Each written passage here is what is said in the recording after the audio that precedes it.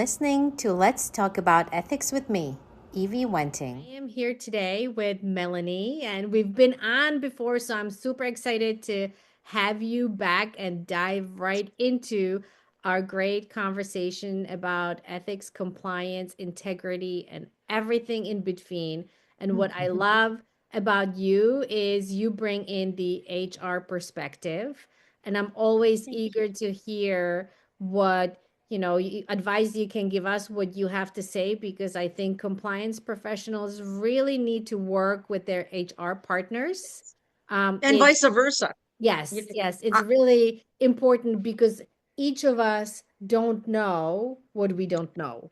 So joining together and putting our brains together, it makes a great difference. So welcome. I'm happy to have you. And we are talking about hiring practices, which that has been completely different field, and it looks different than what we know it from, let's say, 5 years ago with AIs and tools. So now hiring has always been about people, but now AI is stepping in. So what is actually changing and what's the hype? What do you see in your world of hiring practices across the companies and the clients that you support?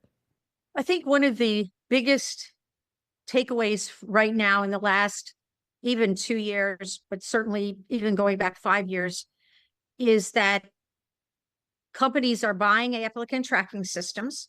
And prior to about a year ago, maybe 2 years at the very most, they weren't aware that the applicant tracking system had designed in the background a algorithm that sorts resumes, sorts applicant hiring information, looks for keywords that you may not have even known about as a hiring manager, as a chief human resource officer, let alone the recruiter who's out there on the front line. And certainly the applicant didn't know. In fact, a recent study that was done by Gallup, the CHROs, the chief human resources officers, 93% of the Fortune 500 chief human resources officers were using AI through their applicant tracking system for the hiring process.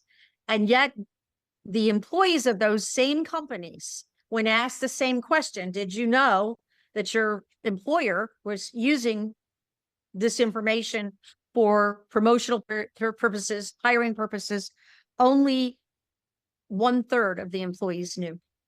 Wow. So you have, and that's last year. Study was done not even a year ago.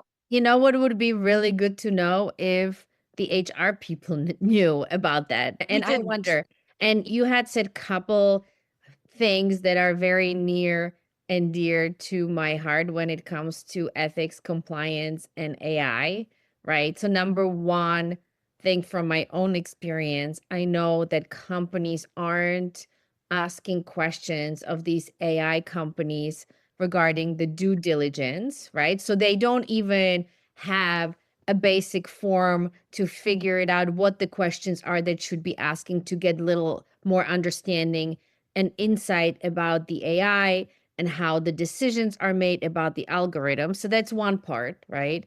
Then the even scarier part is, and I made a post about it a little while ago, is that because you're not asking questions, you don't understand what kind of values the people who made these systems are believing in, subscribing to, and it could be completely different from what your company would like, but because you never ask the question, you just don't know. So that is really wild to me. So now, It is. yeah. And the bias that can occur is something that's not necessarily seen. It is, and the algorithm continues to learn.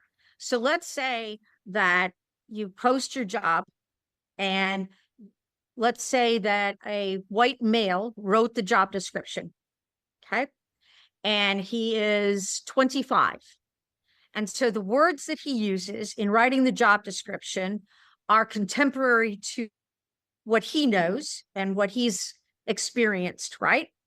The algorithm then learns those words, learns those phrases, maybe that white male graduated from University of Michigan, and so they will attach that as a bias, and they'll look for candidates even from a particular college. It's the level of bias that can exist in an applicant tracking system. We don't know. Right. And they're different with every single applicant tracking system and from every employer. If I'm not hiring in a technical capacity for an employer, and they are predominantly a sales force, maybe it's a call center or something like that, it's going to have a different look in terms of its bias than what a high-tech company is going to look like that hires engineers and networking people that work on IT systems, things like that. And so you have to, as a company, know what your applicant tracking system looks like and is learning. And it's not a one and done. It's not just even in the design phase, although certainly that's most critical. But now all these systems exist. And as an employer, you've got to go back out on a regular basis and say, okay, I want to see, what is it blocking? Yeah. I want to see, what is it choosing? What are the key words it's looking for this job title or that job title and things like that?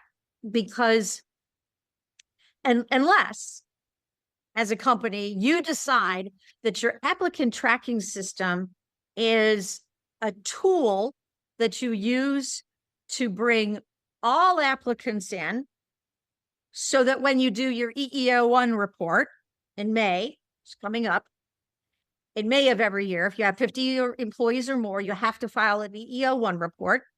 That data that sorts race and sex, predominantly those two are what you're reporting in EEO1, sex, race, and age. It's looking at that what you have as a report is captured all of your applicants, because it's illegal to not capture all applicants. So if you've ever seen on my reposting of jobs, I'll always say, go to the employer's career site and apply there. Do not apply on the link from LinkedIn or the quick apply. Those don't even count. They don't even count, because as an employer, what I could do is I could look at those and I could say, okay, I want to talk to Melanie.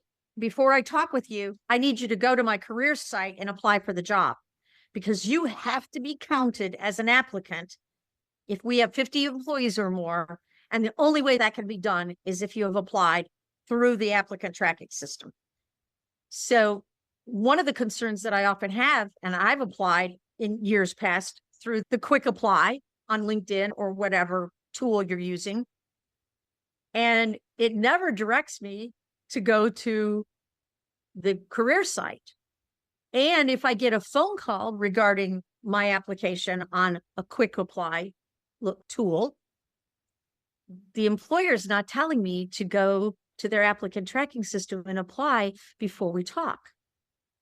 And so what some recruiters are doing is they're waiting until you're in the final review phase, and then they'll say, or even before an offer, that long.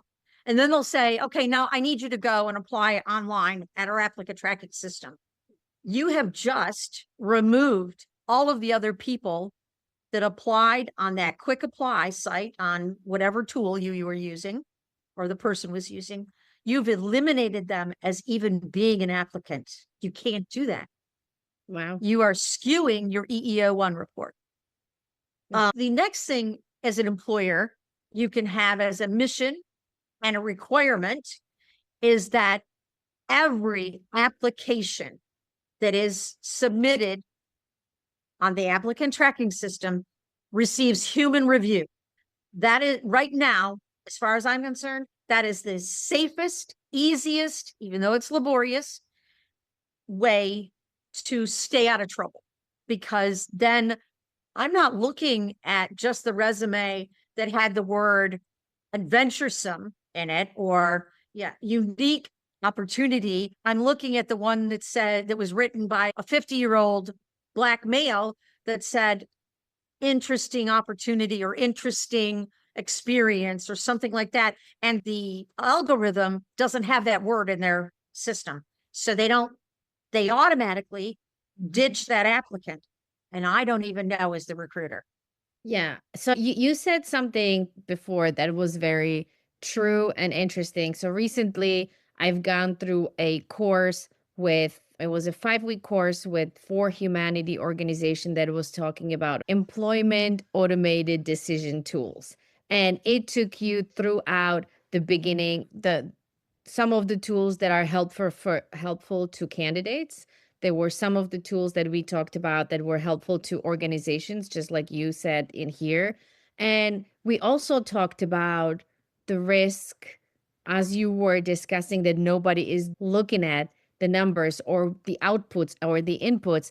And the problem is, so at In For Humanity, the common belief is that companies should have organized the AI governance across the organization. And not only that you have the AI governance across the organization, you also have an ethics committee. That group of people will decide what are the values, what are the data that we want, what are the outputs that we're looking for.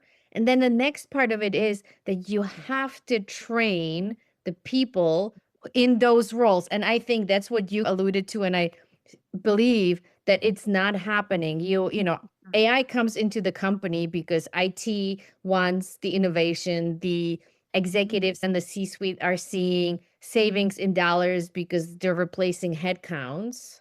But nobody is saying, hey, wait a minute, we cannot trust what it's putting out.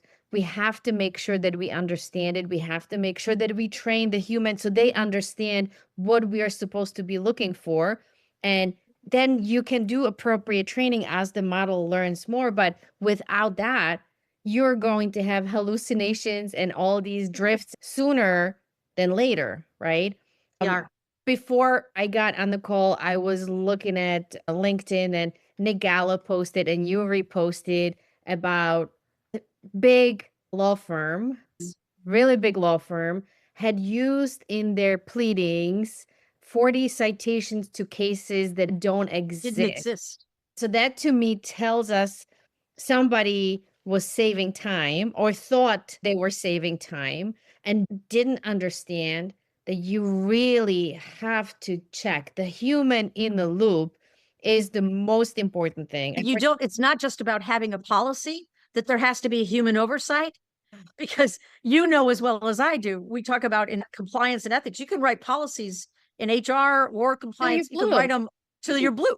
But it's not about having the policy, it's about ensuring that whoever is responsible is following the policy every single time. And here, as you mentioned, this very large, prestigious law firm missed it, not once, not twice, but 40 times. That's criminal. It's criminal. So here is a funny question with that one that I had to put on my wall, being a little facetious. So when they were putting these pleadings together, they're charging it to something, right? That for work done. So is there an AI rate for that kind of a work, or is it the human rate? Come on now. Agree. I agree. And I guarantee you there's not an AI rate. There's only the human rate right now. And AI is, and I think it's important, both you and I understand that AI has its place and that it is important for advancement in technology and things like that. But we have adopted rather than investigated. And we're so far behind that unless we have a stop, almost like pulling the cord in the train and stopping the train until we get everybody on board, we need to have the human intervention from the get-go. Your recruiter needs to know that if there are, first of all, there's some parameters you can do. So the recruiter will complain, and the chief human resources officer will complain and say, I don't have a crew of 75 recruiters that can go through 50,000 applicants. Of course you don't. And you never did. You never did. And the law is, and it's different in different states, but in general, you need to post a job for 5 days minimum, especially if you're a government contractor. And that's so let's say 10 days, even if you, go out at the far limb and you say, we'll post it for 7 days or 10 days. And by the way, it's not business days, it's calendar days. You're not going to get 50,000 applications. That recruiter can review, and you can have some knockout questions that are separate from AI, is separate from what the words are that are used that has created the algorithm. Let's say, for instance, for a defense contractor, that the employee must have the right to work in the United States, not necessarily a U.S. citizen, but the right to work in the United States. Okay. And so your knockout question can be, do you have the right to work, or do you require any waivers to be able to work in the United States? And it depends on how you word the knockout question. If I say no, your recruiter doesn't see my resume. If your knockout question is that this job requires you to have a PhD, let's say it's a scientist, okay? And they're going to be at a medical facility, at a very large, prestigious cancer research facility, and they need to have a PhD requirement, and that the studies that for this job happens to be that it's about the use of radioactive. Okay. So you have to have somebody who is got nuclear medicine experience. They don't have to be a doctor. They could be a PhD, but they have to have nuclear medicine or nuclear radiology experience. You can write a knockout question. Do you have a PhD in any of these sciences? And then you can filter out those. And so now you're not qualified. Now you're not looking at 5,000 or 10,000 for everybody who's graduated from high school, okay? And they're applying for a PhD job.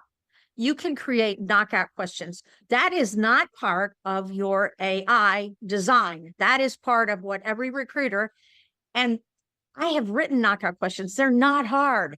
And if you write them for the job description, you don't write them without reference to what the job requires, because that can be discriminatory, right? But I would love, when you speak of these knockout questions, to include some regarding the spirit of the company culture, ethics, compliance, and integrity, so that you can really understand where the employee is or isn't when it comes to the company culture. But you said something like 50,000 resumes. Sometimes that's what recruiters think to do. So we know, and it's not only in this industry, but other industries, bots, right, were overloading the systems in one way or another. So I wonder, in your experience, have you seen successfully that has been dealt with, like these bots? Do we check in with IT to help us stream that out? Are there specific questions, or maybe it is, and I've seen that with some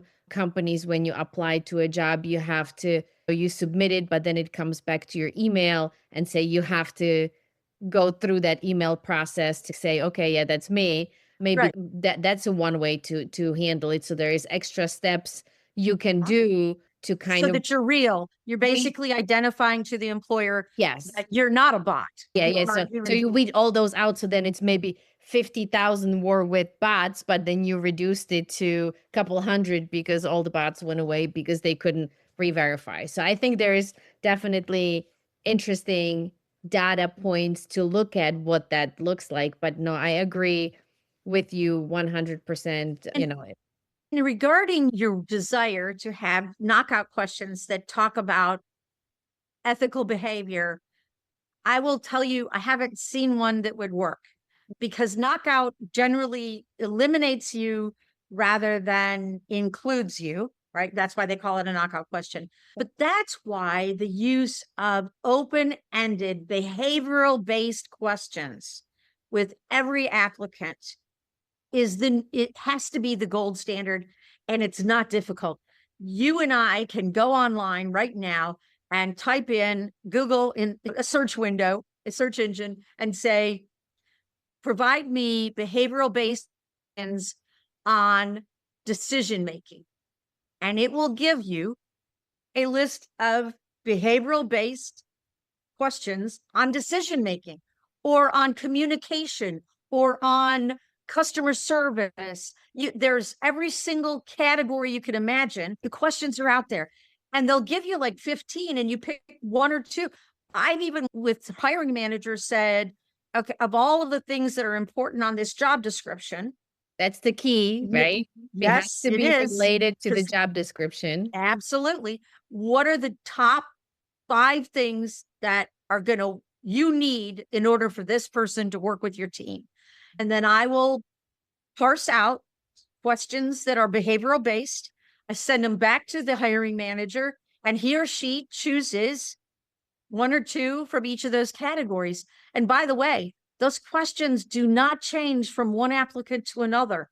One of the processes that has to remain in place is that the questions that are asked of me for the job that I'm applying to are the same ones that you are asked. But you just said the key word, it's job specific questions. So maybe different question would be for someone who is in HR that may deal with confidentiality versus maybe someone in Absolutely. finance that may have to do directly with the bribery and corruption and things Yes. like that, right? So let's And you talk say something like, tell me about a time that you had a situation that you were asked to do something that triggered a concern about your ethical person. It's a great, and you could put that on any, frankly, you could include that on any job description or in any job interview, because that goes to character, it goes to experiences, it goes to problem solving. Okay, what did you do when that happened? Who did you alert? Did you say, they just told me to get the job done, and so I did it? I didn't tell anybody. I didn't ask any follow-up questions. I may have even said, we hear from the very famous book that's out right now called Wired on Wall Street. yes. Where he said, who's it hurting, right? Who does it hurt? And that isn't a question you want an employee to ask and not react to, because it's something, if you believe that something causes you to have a little angst, chances are that there's concern. And even if you're wrong, even if you bring it forward and you say, I have a problem with this, maybe I'm not seeing it the way it's meant to be perceived or meant to be, so help me understand. There's nothing wrong in asking those questions, because those are things that can reveal sometimes deeper problems with risk that's going on in an organization. And then one of the things I know I heard you talk about frequently, Evie, is your compliance person sitting down with people, not just during the training times, but are you sitting down and saying, what keeps you up at night? What's happening in your organization or in the outside organization that you're worried about? And having that free, open communication. I know we're getting off of the hiring practices, but it's also integral in terms of people, right? And the most important thing that a recruiter can do in choosing the most qualified, because that's the goal, the most qualified person for the position that's open, is how they interview them and how they gather that information from one applicant to another by asking the same questions of each. And one of the things that with the executive order 14173 that was brought out earlier this year said where they were doing away with the discrimination and merit-based opportunity and going back to what the law has always said. You may not discriminate based upon these protected categories. You may not discriminate. And somewhere along the line, and I'm not saying a company did it. Sometimes I even think it happens within contractual arrangements. I can remember lots of contracts that I reviewed in a government-based entity or serving the government, whether it was defense or not defense, where they wanted you to prove to them that you were aggressive in your hiring practices to increase your representation within the workforce. And so if you wanted to have that contract, you better have in place lots of active, ongoing resources that went after applicants that were often marginalized. The law doesn't allow you to marginalize anyone. I think that was very conflicting in the way it was put in practice. They all in a way just created a formula and said, we want to see this. And the goal of the formula wasn't the best outcome. The goal of the formula was satisfy certain quota. And I think those are different. And there are no quotas. We're going back to, yes, no discrimination based on merit qualifications. That's what it should be like. But then loop this back to our initial conversation, the way we started in AI and how companies of certain values are putting these tools together. So now you gave a great example, right? And let's say the company has the values that they stick with these quotas based on whatever protected categories and groups and how the government wanted to see it. And they don't see that it's really the other way that it should be now, where people say, okay, on best merits and best expertise and all these things, that's how we want to hire the best people for the particular jobs, regardless, while not discriminating against anyone. Correct. But if those two don't see eye to eye, you're using a system that doesn't do what you want it to do based on your own values. But you would never know, because number one is you don't do a due diligence bringing the system in. It's your IT department is bringing it in, and they're certainly not worried about values, right? Because that's completely out of their element per se. And they may not even understand the laws. And I've designed applicant tracking systems with very large applicant tracking programs, the largest of them and multiples. And we had an IT director, and we had myself as a director, and we had the CFO.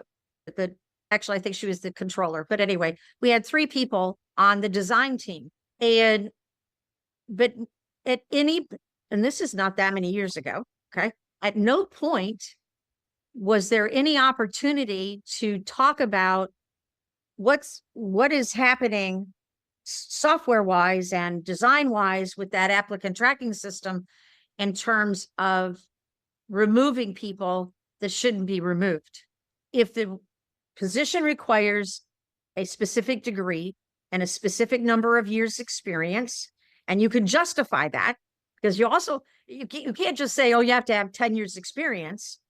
You have to say why. You have to be able to say why that's required in terms of the level of work that is needed to be done. They need to have that many years. And then if you don't have that information from what the design was, and that algorithm is continuing to learn and bias and change just because of who writes the job description, and not using words or using degrees or colleges or colloquialisms that could create a bias, that I might have a colloquialism that is more age related than you would have in terms of how you write and how you present your resume. Hold on. And then you add an element to it that a lot of people who live in the United States speak English as a second language. You have a lot of those in the workforce, and the way they would write something, it may be a little different than you would write something, right? Absolutely. I think, or the background you're from, like even regionally, it would be different. People have accents. And I feel like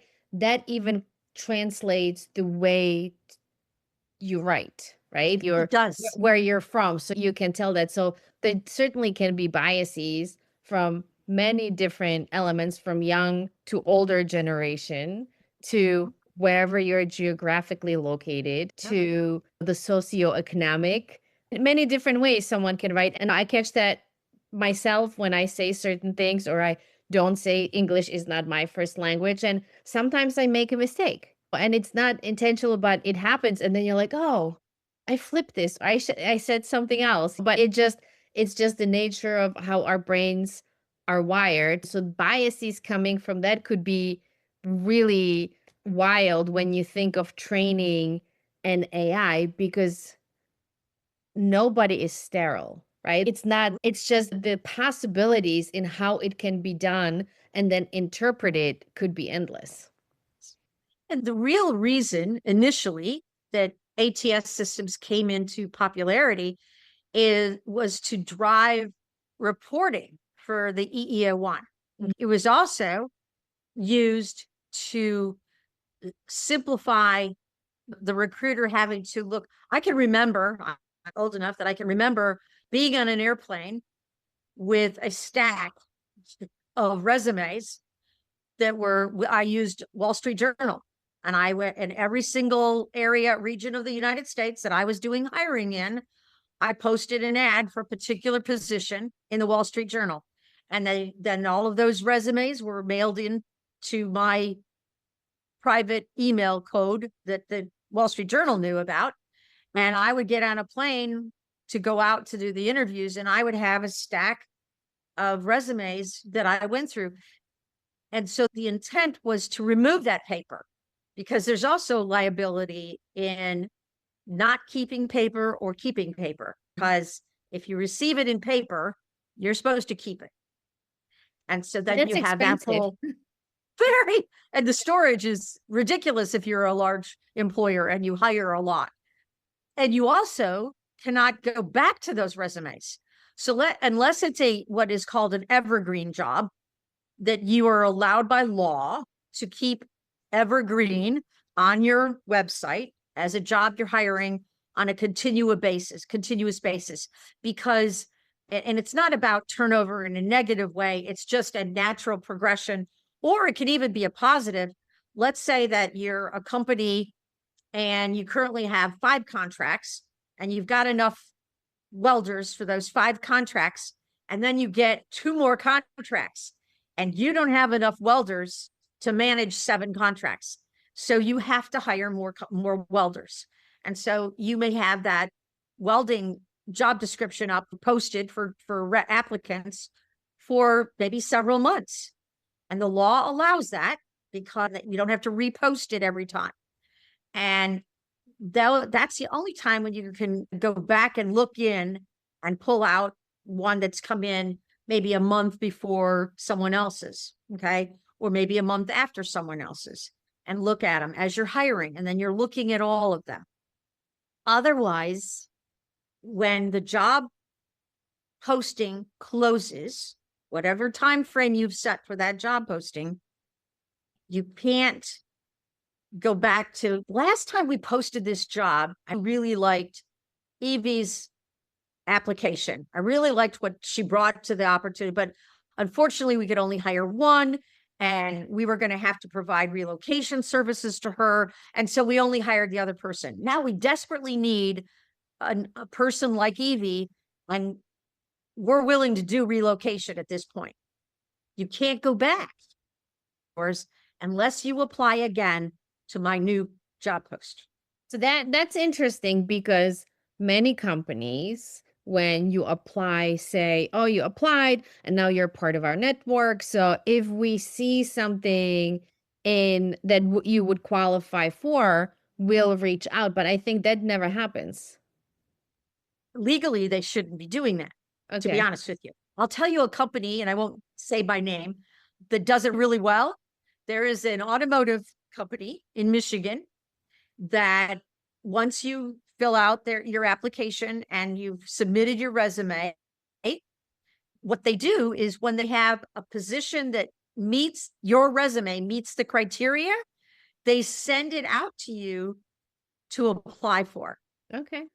They're not considering you. So if you decline to apply for that position with that automobile manufacturer, you're not an applicant. So let me ask you this. So let's say you have employee. That is legal. Yeah. what you have applicants and they go through the ranks of the hiring and having several interviews, and obviously it goes from maybe top 10 to top 5 to top 3 to the 1, right? But Mhm. you as a company already have vetted and interviewed these people. So, and if you've asked them to come to multiple interviews back, would you think it would make sense to reach out to those who came up higher in that process of vetting and maybe didn't get that job, but maybe they would be great at a similar job that just opened up, that it would almost save you some steps because you already had, and not to say you have to have them apply to see if they're still available for that position, but as a company and as a recruiter, it would save you some time because you've already did some of the checks, right? It It should work like that, but I don't think it it would. does. No, it would save time, but it's not the legal way to do it Okay. because they're not part of that applicant process that you have now started again. And so the way that this automotive company has gotten around it is if your resume is in their system and they do a search for candidates that have A, B, and C that meet the criteria for this other job, maybe it's in another location or maybe it's a higher level or lower level, they then can send out a mass email to everybody who meets those criteria, not picking and choosing. And then that person has the choice of applying again. And it's a very easy process because all you do then is you go in and you attach your resume to that new that new job application that's posted. And so all of the initiative is still remains on the applicant, not the company picking and choosing, which could cause a bias. An issue. I really wanted Melanie for that job and she didn't get it. She was in the top 3 and I thought she would have been the best person for it. And so I'm just going to reach out and see if she's interested in this one. That creates bias. So you need to start over again. Good point and a good reminder. So as we wrap this up, so do you have, let's say, 5 tips or 3 tips for hiring practices now with the madness of AI that we can leave with our listeners to sum everything up that we've talked about? I think first off, right now, the recruiters are not at the level that they can embed themselves and figure out what the algorithm looks like. That's not their job. That needs to be done at a very high level, both from an IT standpoint and an HR standpoint and a compliance standpoint. And so that's going to take time. So right now, what they can do is a recruiter can write knockout questions that will narrow the applicant field, which will make their job less insane. Okay. And then second tip is that I'm sorry, you're a recruiter. You need to read the resumes. That's your Do your job. job. Do your job, basically. And if your chief human resources officer doesn't think that's important, I don't know what to tell you because you're going to be in a risky business and it'll reflect badly later on you as well as on the organization. The third tip that I would say is designing those, and they're very easy. It's very easy to do. Go find and create a list. I have a master list that's about 52 pages of behavioral based questions that when I have an employer or a hiring manager that's looking for a particular position, I will send to them and I'll say, pick out 4 categories or 6 categories. Tell me which questions you like, which of those categories, and we'll build them into the interview process. The fourth is that, and I want to go into a little bit about how you make the applicant feel. That interview process is so critical to not just the organization, but to the applicant. If you truly want the most qualified person, make them feel that they're the most qualified applicant during that interview. Do not, so everybody knows if you're doing this, okay, and you're no longer listening. We're not dumb, okay? If it's in person or if it's on a video call, right? Phone call, Always video call. camera, always on. Always camera, always on. Yes, and respond to their response. Ask them, "Oh, that's really an interesting experience." give them they're in the stress seat, right? So make them feel comfortable. That's part of your job too. These are people. The other thing is that a recruiter can write in your applicant tracking system multiple letters of going on to the next step. I'm so sorry at this time the position is on hold. I'm sorry at this time the hiring manager has decided to go in a different direction. We are really excited about your application and your first interview. We're interested in you pursuing the next step. Is this something that you would like to do? And you can create all of those letters in your applicant tracking system. And all you do is hit a button and send it to the person, to their email. It will even fill in, and you save time. It will even fill in their email address, their column by their first name, or if you decide that you have a very formal company and it's Ms., Mr., that sort of thing, or doctor, you can have it do that. It'll pull that information. You can decide whether it's puts their whole address in or it just puts the salutation in.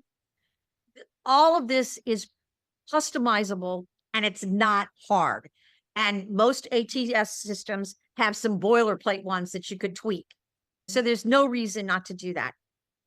And when it gets down to you are one of the final 5, I maybe even say final 10, but for sure the final 5, not just the final 3, is pick up the phone and call them.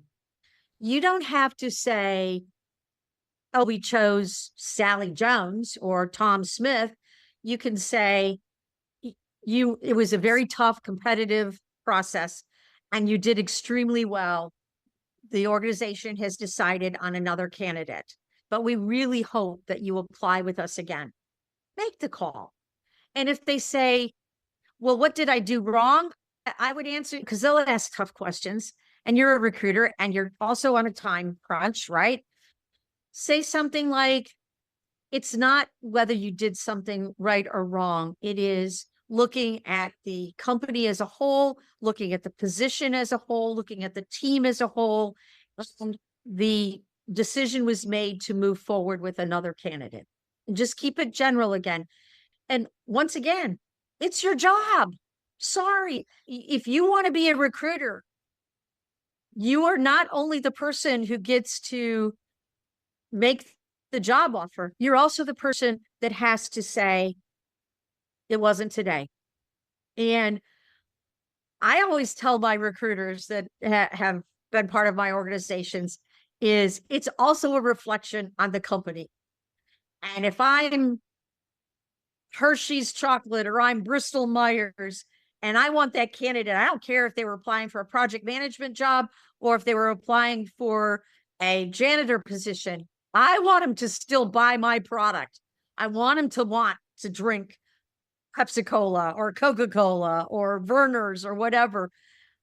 And so how you leave that applicant at the end of the day is a reflection on the company. I wouldn't. Yeah, 100% agree. On another conversation I think that we should and could have is how compliance can help recruiters and the entire hiring process in making sure that the company's policies, values, culture gets showcased during the form letters you talked about, during any kind of communication, during onboarding, even on the application. I think there is an opportunities to work together. We've covered many great things today. I can't wait to share the podcast with many and come back here to talk about recruiting part 2.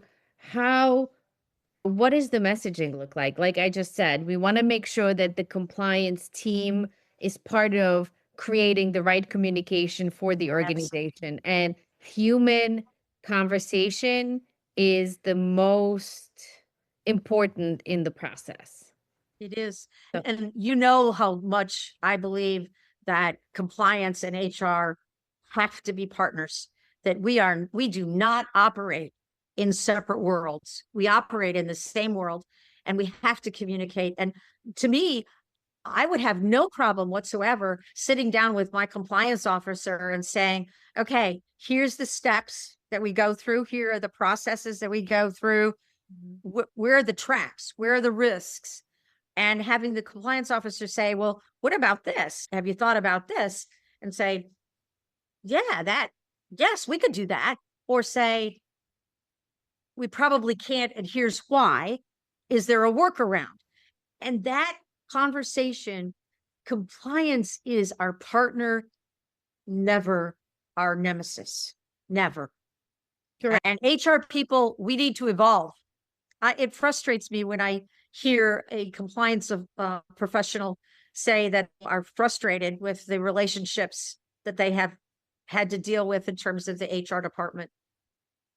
But we will fix that in the next one. So with that, thank you so much for your time today. Edie. I really appreciated our conversation. And we too in HR and compliance can be innovative, including AI as a part of our process, but not handing everything over to AI and not having to do the work. We probably have to do different kind of work. But anyway, it's very exciting to be here with you, and I look forward to the next one. Thank you so much. I look forward to it as well. Thank you so much, Evie. Have a wonderful weekend. Thank you. You as well. Bye-bye.